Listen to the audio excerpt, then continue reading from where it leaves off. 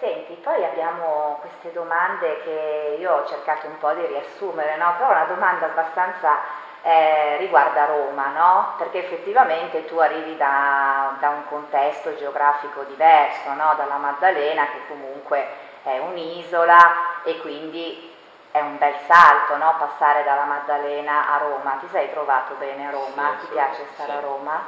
tanto, tanto. Che cosa c'è di... Ma un po' forse la storia, a partire dalla storia di Roma.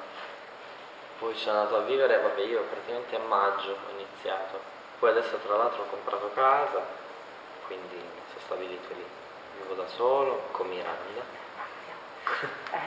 e con tanti amici attorno. Ecco, hai fatto nuove amicizie, Sì, nuovo nuovo, sì. giro. E, la scuola? E la scuola lo stesso. Come va? Va bene. Senti, come hanno reagito i tuoi compagni il primo giorno che ti hanno visto Il primo giorno che entrare? hanno visto ho passato la versione di latino a tutti. Wow! Ma dai, qualcuno non sta emozionata di averti come compagno? Non lo so, però erano abbastanza tranquilli. Io se non altro non metto a disagio, credo.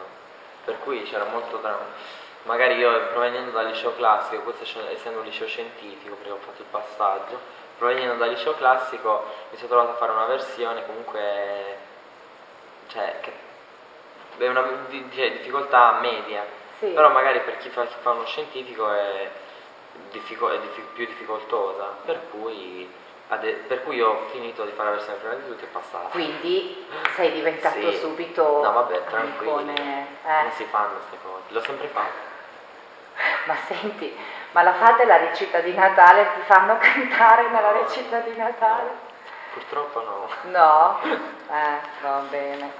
Senti, questa è una domanda invece un po' particolare, no? Perché dice, se nei libri di antologia alla voce narratori italiani ci fosse un capitolo dedicato a Valerio Scano, quale testo vorresti che fosse inserito? Ovviamente una tua canzone che fino adesso hai cantato proprio tua, no? Di questi EP. Tu quale testo metteresti Beh, in uno sentimento scritto? sicuramente. Sentimento. La prima canzone. E quindi Quindi adesso sì. l'ascoltiamo, sentimento.